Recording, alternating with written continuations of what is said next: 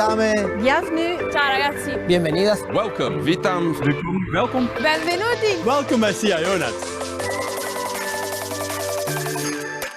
Welcome to CIONET, The biggest independent digital leaders community in the world. At CIONET, we bring CIOs and digital leaders together. We help our members on a day-to-day basis with their business challenges And live unforgettable experience. But also to collaborate and to get inspired. Welcome to CIONET International. The international community for digital leaders that help you realize your ambition.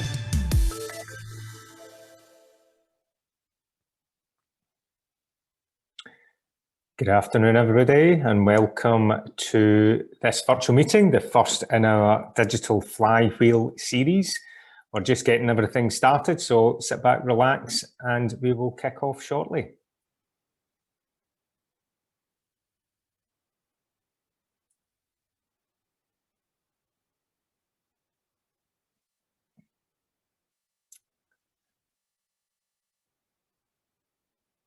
Just going to let a few other people join in. We've got a bit of a backlog, of a queue of people waiting to come in.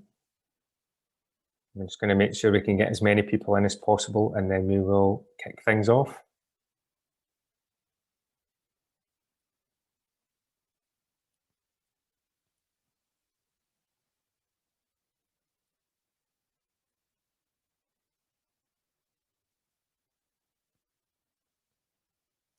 Just a few more to go.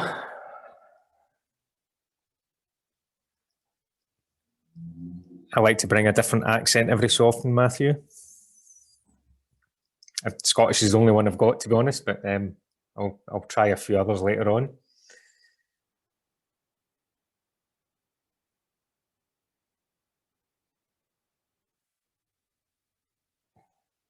I think we're getting down to the last few people. Trying to cram them all in.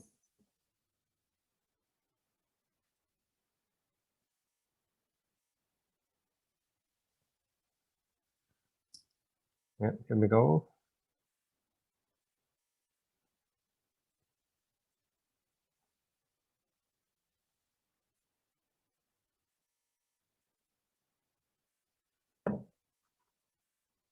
Okay.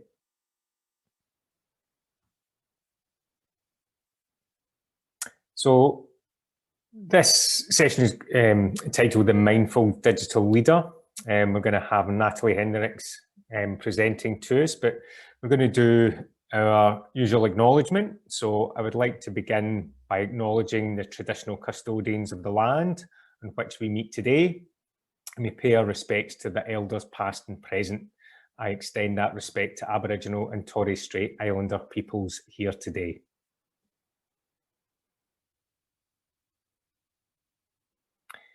We will run through the house rules, so we ask you to keep your video on at all times. If you have space to include your full name and company name, that would be much appreciated, so we all know who's who.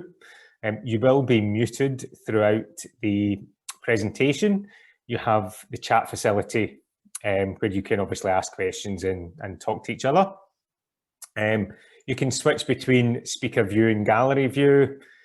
We will be recording the conference, so be mindful of that, and there will be a number of polls launched during the conference as well. I believe everybody will have a fairly good understanding of who CIONET are by now, and the fact that you've joined us, I would hope that you are confident in what we do. I'm just going to run through the agenda. So we are partly through the welcome. We'll do the introductions shortly. Then Natalie is going to run us through the Mindful Digital Leader. There will be some workshops in breakout rooms. We'll then be providing feedback and a summary of the findings with a close at around 5:30. These things sometimes run a few minutes over, but we are aiming for a close around 5:30. So without any further ado, I'm going to introduce you to Natalie. So Natalie, a certified executive coach. She specialises in enabling technical and digital professionals to reach their full potential and live more fulfilling lives. So very much in line with the philosophy of CIONET. So she has very extensive networks with both emerging and senior leaders who often come to her for support with their executive presence, with conflict resolution, communication, strategic thinking, change in team management, just, you know, simple recognition, preventing burnout, and, you know, being able to kind of recover from that, which after last year, I'm sure we could all do with more of the recovery piece. She has worked globally in the technology space for over 15 years in organisations such as Accenture, EY, IBM, Australia Post, Unilever, Cadbury. The list does truly go on. She's managed professional development programs, typically sponsored by the C-suite, CEOs, CIOs, CFOs, and multiple blue chip companies, including HP, ASIC, BP, Bendigo Bank, Peugeot, Mars, Petcare, Air Services, and again, the list goes on.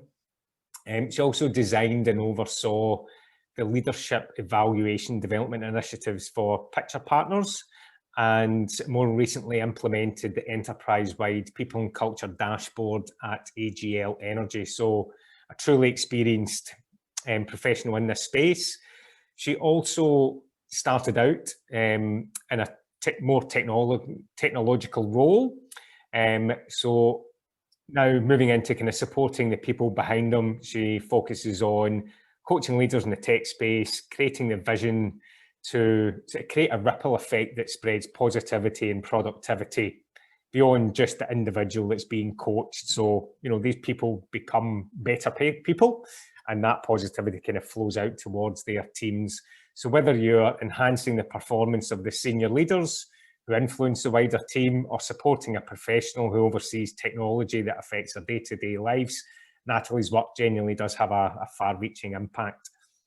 She will also be giving away a copy or two, or maybe more, of her most recent book, The Mind of the Leader. So make sure you stick around for that.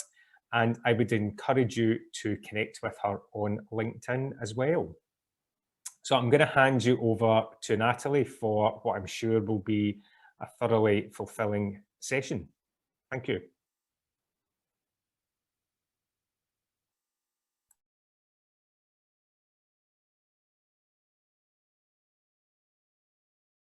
I just realized I was mute. Thanks so much, Alistair, for the introduction, kind introduction, and thanks everybody for being here all time. Great to have you all. So let's get started. So in 2017, I flew to Sydney to attend the Mindful Leadership Forum. And I had the pleasure to meet Peter Bolseman, who now is the SAP Chief Mindfulness Officer. And back then, I was very surprised, pleasantly surprised to know that at the time they had 5,000 people in the waiting list, waiting to be trained and attend the program that he designed. But SAP is not alone. You know, Cisco in the last few years have done some serious work around training their people, and especially their leaders in mindfulness as well, and so did Microsoft. So you might be asking yourself, why on earth those companies will be, you know, training their employees in mindfulness? There are and companies in other industries, as you can see up on the screen, and many more. So there are two reasons for that. So reason number one is related to the challenges that we are facing in the digital age. Yeah, so regardless of our geographies, regardless of the company sizes that we work at, regardless of you know, the industry we work at, we are all facing high pressure, information overload in order to make decisions on a daily basis. And let's face it, we're all addicted to our devices. So that's reason number one. The second reason is actually related to what happens up here in our minds. And in order to illustrate that, I'd like to ask you a question. So we'll bring the poll shortly, but you can see, you know, the options there. So the question is, how many thoughts do you have a day? You know, and have a guess. So, you know, up to 600, about 2,000, 70,000, 900,000. So make a guess.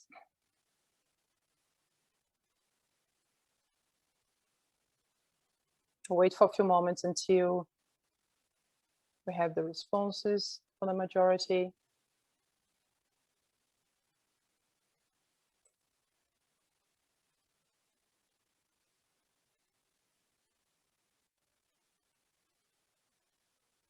Okay, looks like it's quite stable now. So we had number 170, followed by 900,000. Very good. Very good, guys. So yeah, spot on. So according to studies, in average, we have about 70,000 thoughts a day. And if I may, I would like to ask you another question. So how often does your mind wander? So how often does your mind wander?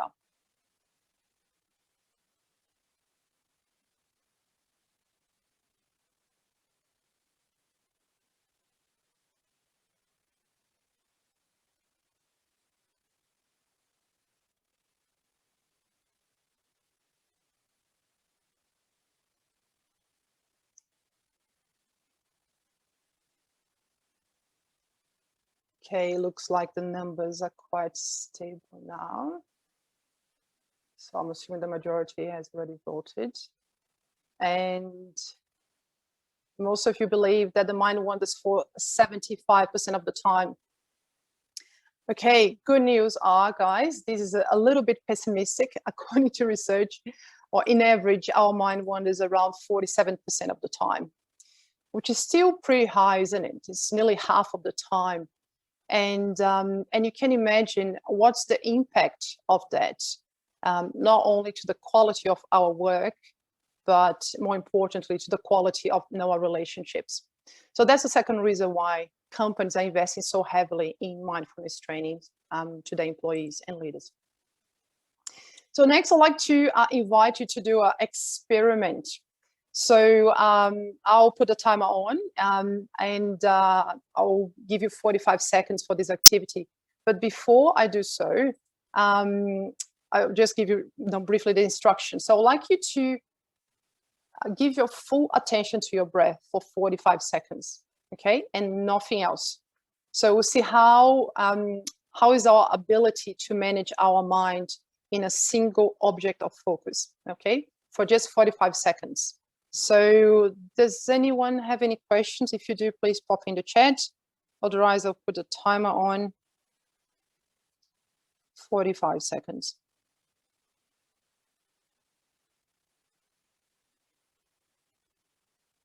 Okay.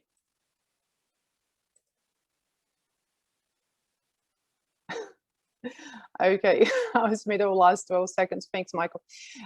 Okay, so starting from now, 45 seconds, full undivided attention to your breath.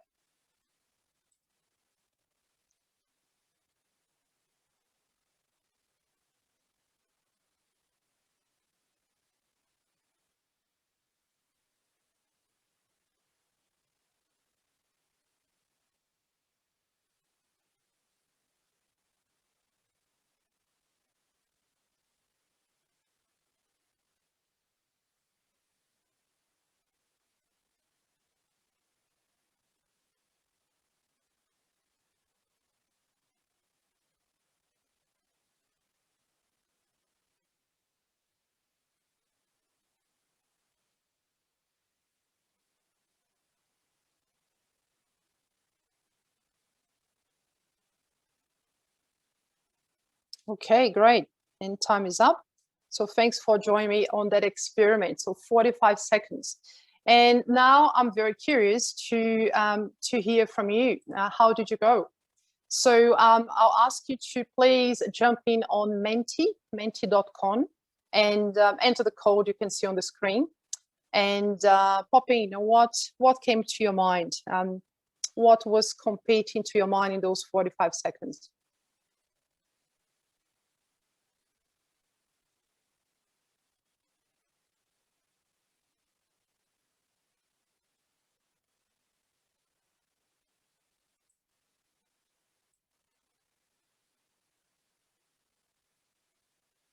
Oh, thanks for entering the chat, Joe.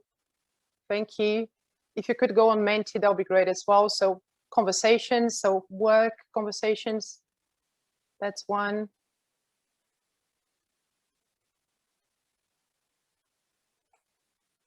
Okay. So I might, oh, here we go. Okay, it's working. I was for a moment, I was like, oh, what's happening? Okay, great. So background noise, the monitor, nothing, peace, yoga, quiet.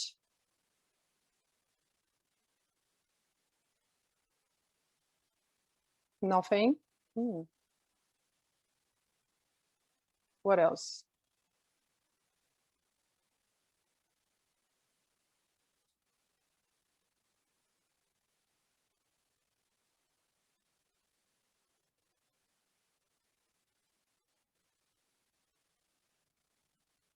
Who is in the session? Counting the breath, chilled, calm, work life. Thanks, guys. So I think we get an idea, right? Nothing particular, LOL. Okay, good on you. So the idea of this exercise is just to demonstrate what happens, right? I wonder, was the instruction clear? I ask you to give your full undivided attention to the breath. And even though it was just 45 seconds, now we often struggle to do so. So it is the reality we're facing right now. But the good news are, it doesn't need to be like that. So neuroplasticity tells us that we can actually become the masters of our own minds. So our brain is flexible and it does change according to how we use it. We can adapt according to how we use it. So in other words, we can upgrade the software in our brains if only we train our brains on a regular basis. And guess what? That's what we're about to do, actually. So for the next couple of minutes, I'll guide you through our actual practice so we can train our attentional muscle. So I'll ask you to find a comfortable position. So sitting on the chair, absolutely fine. So, and we'll begin shortly. So please have your feet flat on the floor. Your spine is straight. Shoulders are relaxed. And your eyes are gently closed. Muscles of the face are relaxed. So forehead is relaxed. The jaw is relaxed. Eye socket relaxed. The entire body is at ease.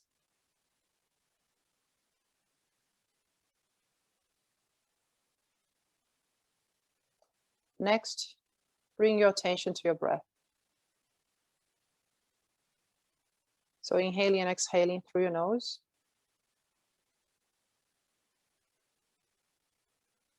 Notice what happens to the body as we breathe in and out.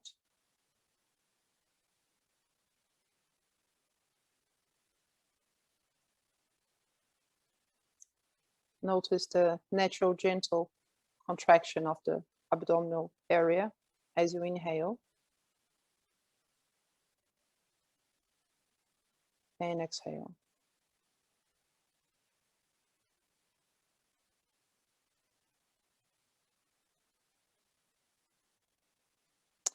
And next, notice the rhythm of your breath. So is it fast or slow?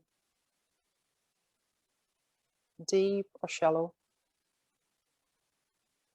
Long or short? Without any judgment. Simply witness the rhythm of your breath. There's no need to modify.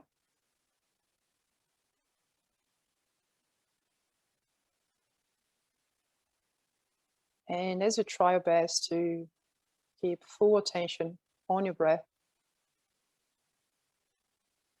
thoughts of past and future, sounds, internal and external distractions will pop up.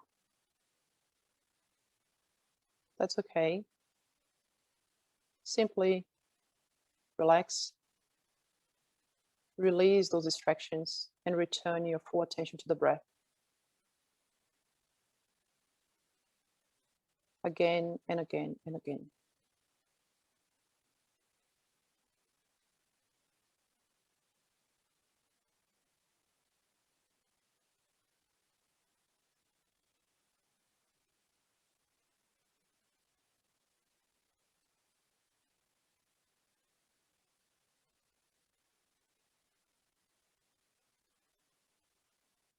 Good. And slowly letting go of the practice and open your eyes when you're ready.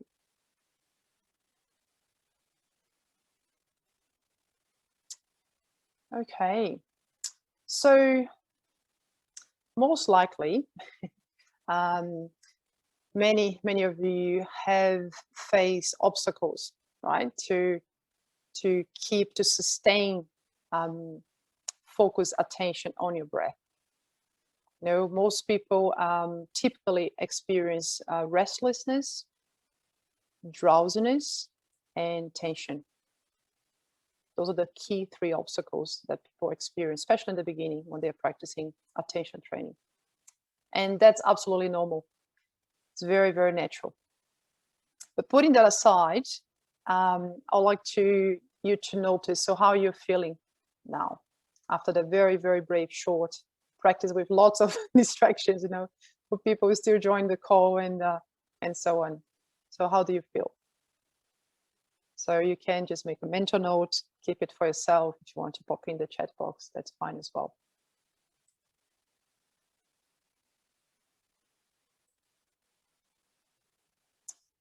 Now, a question that I'm very, very curious to hear from you is, how do you think your decision-making ability and effectiveness could be impacted if you build such a practice in your day? So how would be the impact of your decision-making if you build such a practice in your day? So again, this is more invitation for reflection. And maybe you don't have the answer right now, it's fine. But if you do, and you feel comfortable to share, I'll love to see on the chat box. Clear-headed. Thanks, Alistair. A lot more attentive. Decisions will not be rushed. Thanks, Ernie. Great. KJ, able to do clarity better, less stress, clarity to thoughts. Exactly, all of the above, guys. So I think you got it, right? Very good. Okay, so, you know, in the words of Alan Wallace, who's a scholar, PhD, noticing how chaotic our minds are is a great sign of mindfulness progress. You know, so it takes effort and discipline to become the masters of our own minds, but it is possible and it is worthwhile. So if you were hooked and keen to give practice a go, here's a piece of advice for you. So most people have higher success rate, if you like, practicing early in the morning. So the best time of the day is really in the morning to practice. Where it's great to have a place where you consistently sit. So it really helps you to form the habit, you know, having that consistency of the place. How highly recommend you to use the app, especially in the beginning, so you can be guided. Who would be great if you can find someone to become your accountability partner, perhaps someone who already have a practice of mindfulness, or someone who is keen to get started as well, so you can keep each other accountable. How long? According to research, 10 minutes a day is the minimum required for 4 weeks or 28 days in order to see tangible results. So 10 minutes a day on a daily basis for 4 weeks. That's my recommendation. And how often? Yeah, will be on a daily basis. So there you go, some tips so you can get started. And in terms of how to practice, these are some of the apps that I recommend. There are many apps out there. And my suggestion is for you to experiment perhaps with within a week with those apps and see which one suits you better. And then after that, stick to one of those. So, explore for a week or so, but then choose one and stick to that. You get better results if you take that approach. So I'm assuming that you have already had a look at the Mindful CIO Manifesto that we sent in preparation for today's session. But if you haven't looked into the Mindful CIO Manifesto, that's absolutely fine. You can just jump in, maybe grab your phone and go to the mindfulcio.org. Probably the easiest way to access the manifesto. And you see that for each, so we have 10 declarations, and for each declaration we have a list of proposed questions for discussion. So we'll be using the Mindful CIO Manifesto as a basis for the breakout rooms. So what we have next is the following activity. So you have about 15 minutes in total as a group. And the first step is to read the declaration that is assigned to your breakout room, okay? So I'm not sure yet how many breakout rooms we have, but your breakout room number is actually the number of the declaration that you will be discussing. So once you identify your declaration, then you can choose from the list of questions one question to explore during those 15 minutes. So collectively as a group, you unpack your response.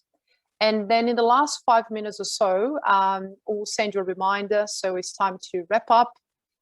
Make sure you have someone to be the spokesperson who will share the summary of your breakout room with the wider group.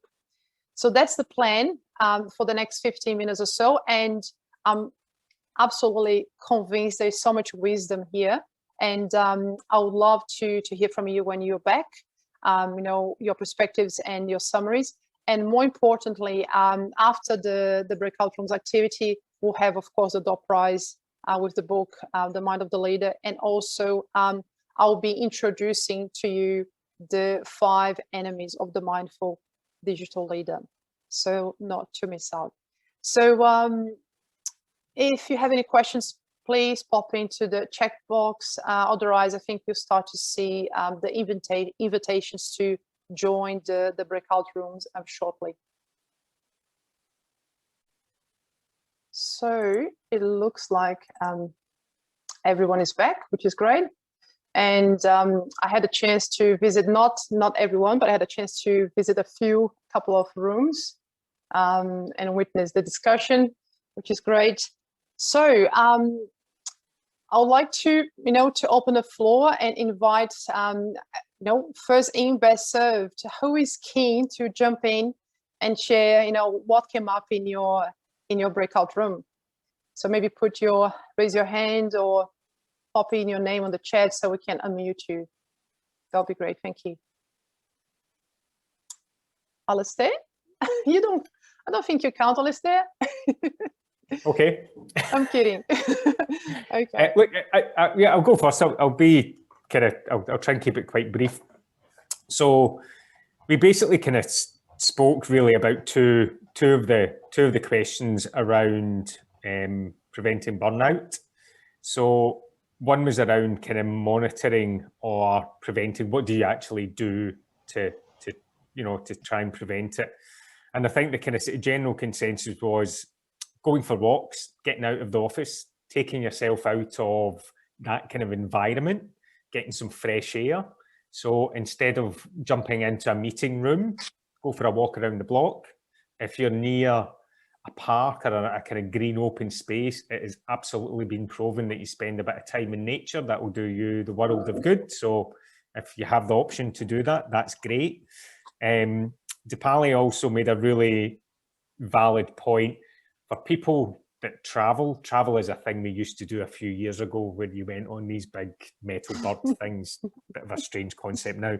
But if you were traveling, bear in mind that if you're getting the red eye, you know, do the Melbourne-Sydney red eye, flight 6 o'clock, you're probably up at 4 o'clock in the morning to get there, depending on where you live. After your full day, you go for dinner, you might go for a few drinks, you're probably out longer than you normally are. So there's potentially an extra, you know, kind of 4 or 5 hours on your day. If that is happening, get that time back. So take a half day on a Friday or come in later, whatever that is, try and genuinely manage the amount of hours that you work. Don't be continually adding to that with travel commitments. And, you know, obviously, you know, you want your boss to be on board with that as well. So that was really good. James kind of spoke about having a really kind of open culture where you made it absolutely okay to say that you're not okay, that you've got too much on your plate, that you need some help. You know, you're feeling a bit overwhelmed. And again, you know, being able to develop a culture where people are genuinely comfortable saying that both within their team and to their leaders is something I think everybody should strive for. It's certainly, I would say it's probably not the norm as yet, but that would, you know, certainly help. A problem shared is a problem halved, as we all know. And then the final one was, we kind of spoke about whether people would be comfortable phoning or emailing or whatever, getting in touch with their boss or whoever you need to let know that you're not going to be at work the next day because you're having a mental health day.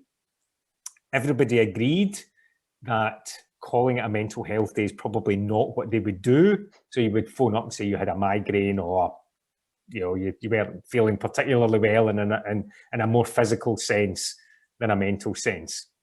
So there's definitely still a stigma around that, but we all agreed that that was becoming less of an issue over time. We then had a really interesting conversation about whether males and females would speak differently and whether you would change your message if you were delivering that message to a male or a female. So personally, I haven't phoned up and said I am having a mental health day, although every few months it's nice just to have a day to yourself, and I think that's a mental health day. I would be comfortable saying that to my EA who's female, because she's female and probably a bit more understanding. I think if I said that to one of the other men in the office, that could be perceived as being weak. And I also, we kind of spoke about there being a potential stigma with that, where rather than people just thinking, you know what, he just needs a day to clear his head, have a bit of time to yourself, there's a potential for them to think, oh my word, he's on the way to a nervous breakdown. Whereas if you phone up and say, I've got a bit of a stomach flu, people don't think anything of that. They might try and, you know, juggle a few things for the next day in case you don't make it in, but they're not going to extrapolate it out to the point where they're envisaging you signing yourself into a, you know, kind of mental institution, which I think is the kind of the risk that we run here. Interesting, Dipali and Heather both said that they probably wouldn't feel more comfortable saying as a female to another female unless you had a very strong relationship. So my strict gender view didn't correlate. But look, yeah, very, very interesting. Fascinating stuff, Alistair. Yeah. Thank you so much. A great summary. So, guys, rule number 9: set up the standards very high, as you can tell. Great summary, Alistair. Thanks so much. And I love to comment. You know, lots of points that you mentioned, but I want to actually move on to, so we hopefully have time for everyone to share. So I don't know if Michael or Kate had the hands up first. Maybe Michael, are you ready to go with your summary? Yeah, cool. And just let us know, which room were you again? I can't remember. Was it room number 4? I was in room 6. 6, thank you. 6. Yes. So we looked at, talked about storytelling and mainly focused in relation to healthy boundaries. So we talked a bit about storytelling and using that for establishing boundaries, for trust building. But we also talked about a bit of the healthy boundary aspect, especially with video calls. When someone's dialing in from home and you want their camera on, use story perhaps to get their camera turned on. It's then important to make sure you ignore what's happening in the background. Their family life isn't part of the meeting, so just pretend it doesn't exist. Talk to also a bit about some of the taboo subjects that can happen, especially in a cross-cultural environment, and also just cultural differences. So what are the local norms? And there was one of the stories there that we mentioned was booking a meeting immediately after lunch, and the remote team traditionally had a break after lunch, so to go and have a nap.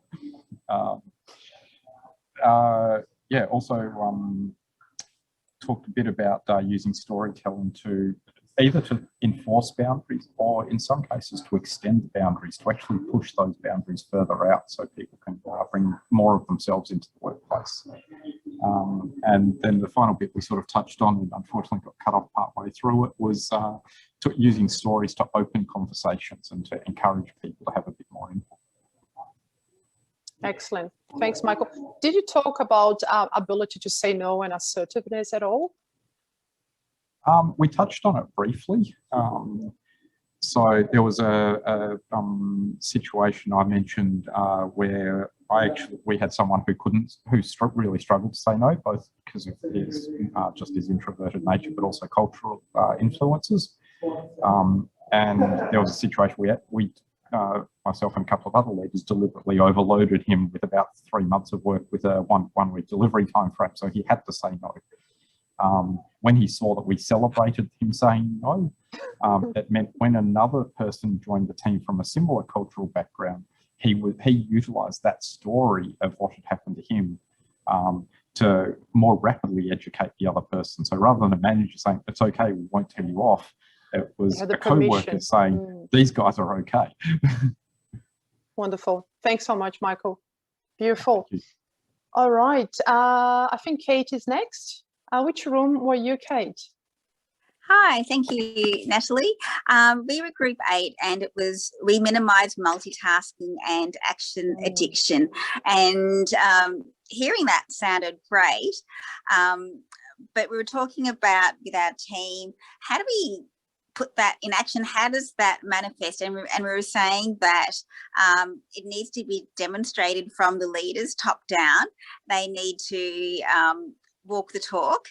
And then we're thinking about our own team. So if we are people leaders, how do we manage that within our own team? So we were discussing perhaps you might say to your team, let's discuss what the rules of engagement are.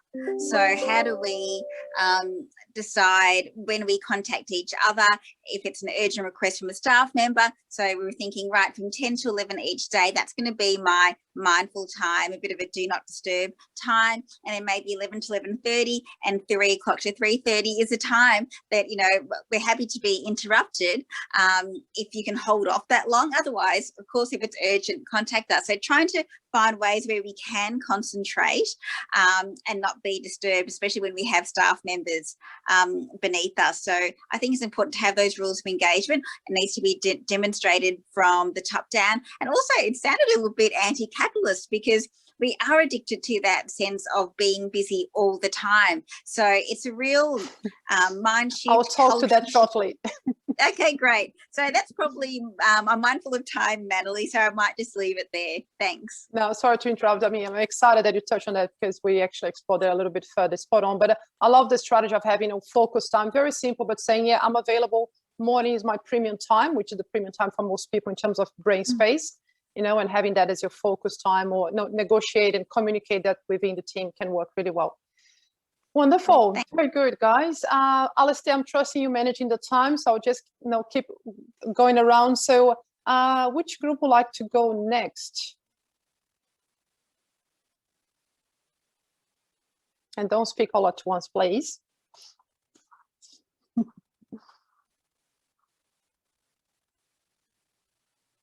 Okay, so it looks like I'll have to volunteer someone. I'm happy to nominate a few. Okay, please do, Alistair, go for it. Michelle, you're always usually pretty good at summarising some of the key points that we have. Was there anything from your group, assuming you weren't in one of the groups we've already heard from? I was in one of the groups that Michael gave us an excellent summary of our discussions. Michael saves the day. Well done, Michael. George, were you? I'm not sure who was in which group, so I'm just picking a few faces that I recognise. George or maybe Matthew. Yeah, no, George, I was in Kate. I was with Kate, so Kate did a good job. Right, Thank you.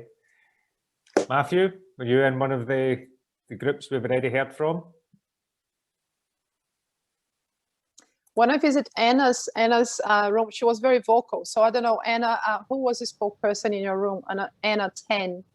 Was that yourself or? Sure. Yeah, I can talk about that. Yeah, we actually our conversation meandered quite beautifully, and we ended up talking more about cultures and organisations.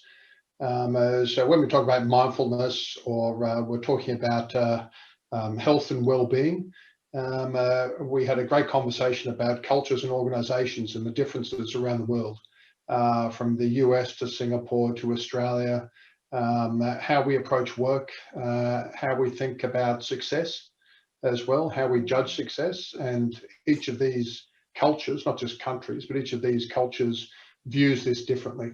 You know, success is measured differently. Work is measured differently, and what we treasure at work is also different. So we talked about the collectivism of Japan compared to the individualism of the US. You know, masculinity and femininity, the long-term direction that Singapore has blossomed under at the cost of individual health, as opposed to Australia's rather uninspiring vision. In fact, I'm not too sure there even is a vision for Australia, frankly. So it was a wonderful conversation that the four of us had, mainly on cultures, organisations, and the differences, and the respect that each is afforded.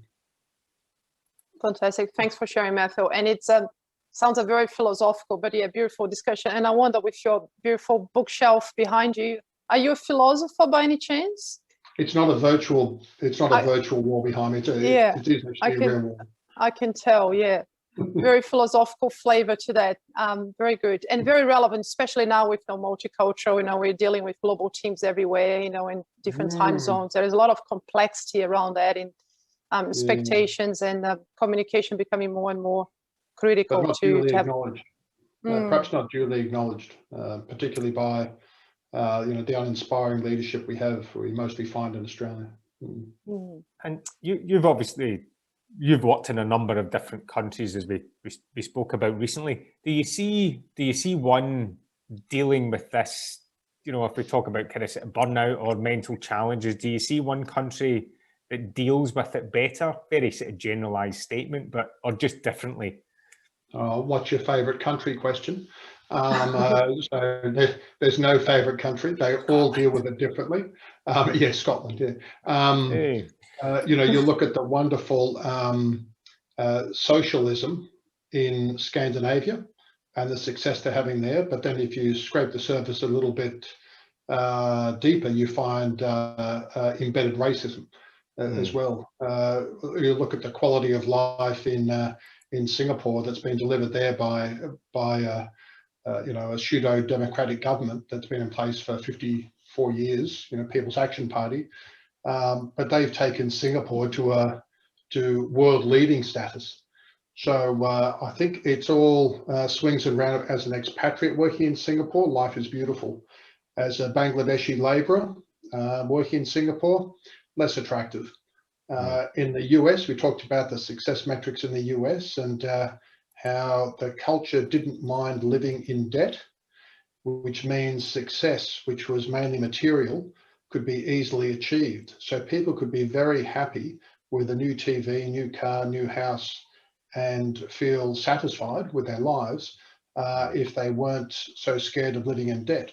In Germany, if you've got to buy a 200,000 euro apartment, you make sure you've got 300,000 euros before you buy a 200,000 euro apartment. So different cultures. I wouldn't say one is better or worse. Without them, you know, the world would be a boring place. certainly not all are aligned to each other.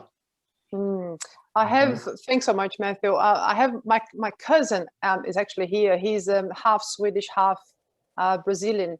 So you mentioned Scandinavia. Whoa. I also have this romantic idea about Scandinavia, so I'll be curious. But I'm conscious of time and I would love to hear from others. So I'm curious about rule number 3, which the declarations around we support our leaders to grow.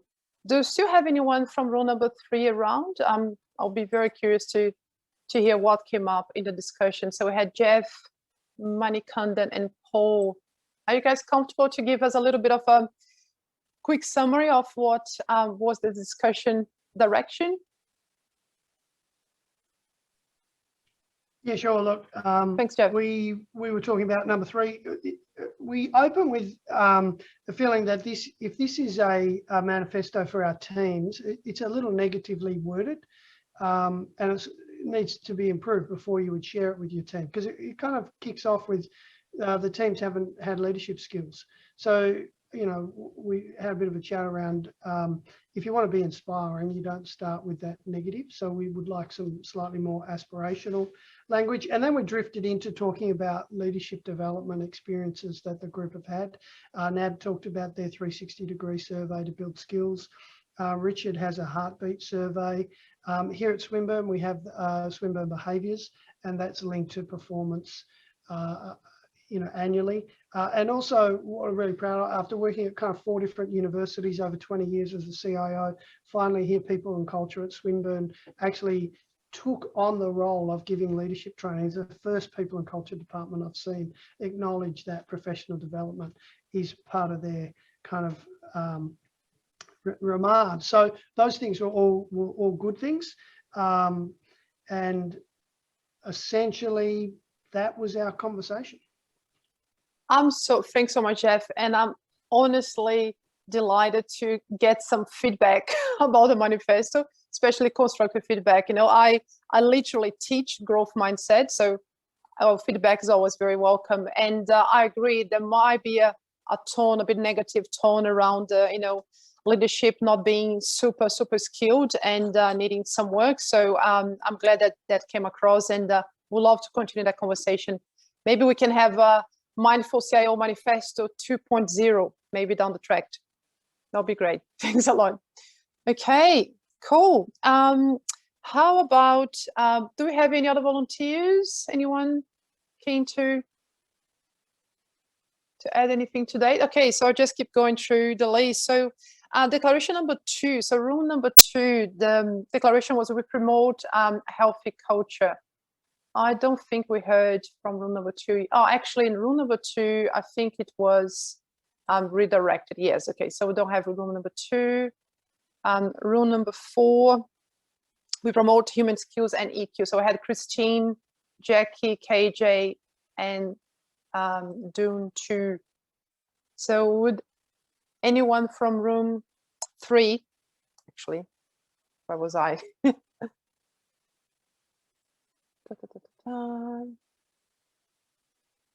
Room 4, be willing to step up if they're still around. KJ, I can see you itching to get involved. Yes. I'll try my best. Thank you. No pressure, no pressure. Your best is always good enough.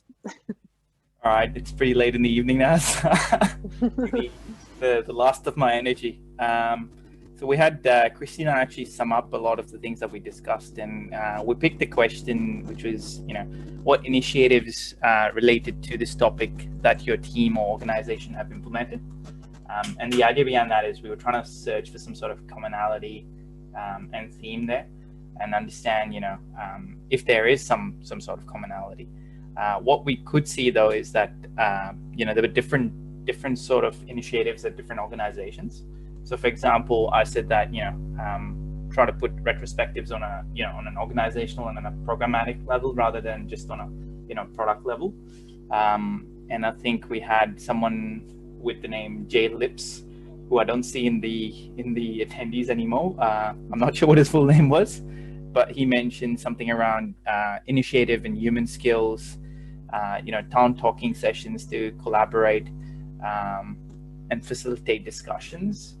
And at the last, we had volunteerism, and around that was more like a day off in the company to volunteer and go and do something meaningful and promote sort of the the human aspect. And I think we got cut off when Christina was about to speak, so I can see her here. Sorry, Christine. So I'm not sure what she wanted to add, but yeah, we would have had more. Okay, great job, KJ. Did really well. Thank you. That's a good summary, I guess, on rule number 4. And true. Yes, I think many organizations doing that. The volunteering day, which people can take off to, volunteer in a cause that is dear to their hearts. Okay, great summary, everyone. So let's continue. And before I hand over to Alastair for the door prize and some final announcements, I'd like to introduce you to the 5 enemies of a mindful digital leader. And this is really the cost of being unmindful. So the first one is action addiction. So that's it's that idea that being busy is cool, even when what we are doing is not really important. So it really became a status thing, and it's completely no sense. So the antidote for that is to really embrace this mantra of less is more, and also to cultivate a laser focused mind. The second enemy of a mindful digital leader is the autopilot mode.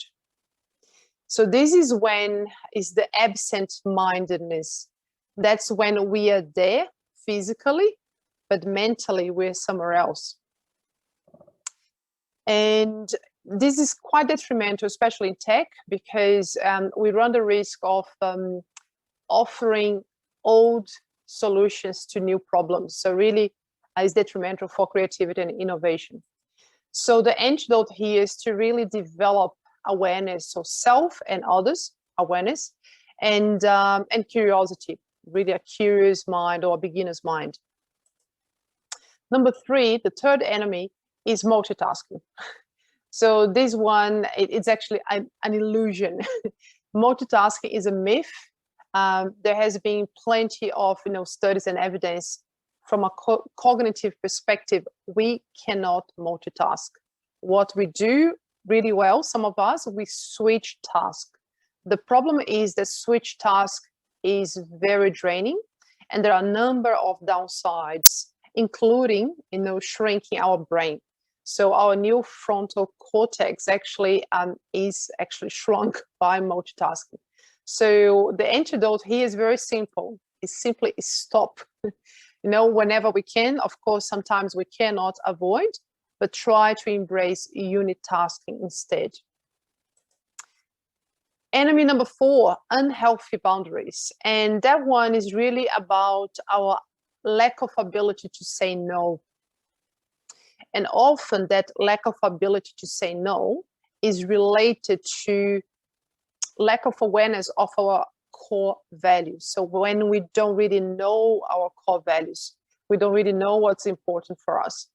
So here, the antidote is what I call kind assertiveness. Of course, at first place, get clear on our core values, what they are, and then develop this skill, which I call kind assertiveness, which is about how can we respectfully challenge unrealistic deadlines, how can we respectfully challenge unreasonable decisions, okay, in a professional manner.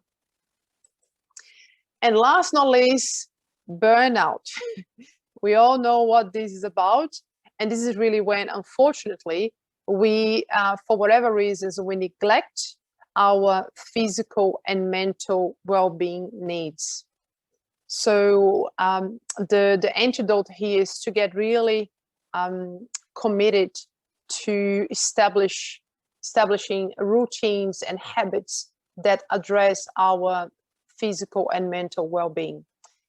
And of course, I'm very biased.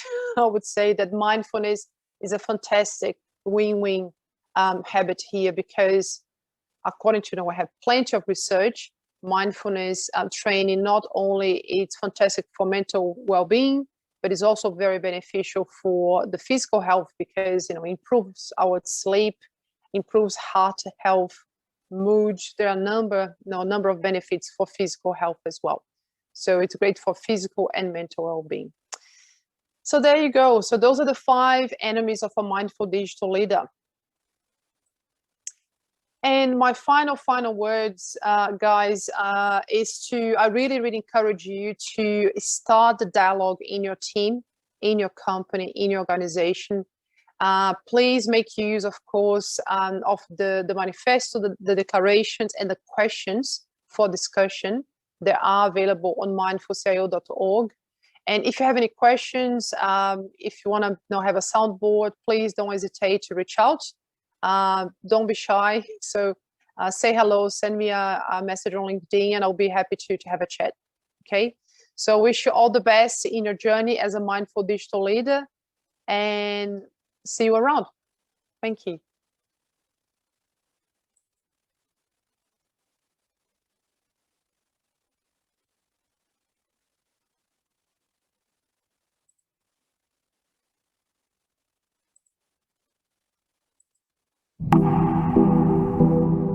For the last 15 years, I've been on a quest to discover the DNA of the most successful digital leaders in the world. What makes them tick, what's in their minds and in their hearts. We are sharing deep insights from our world-class CIOs so that you get inspired, can learn and reach your full potential as a digital leader.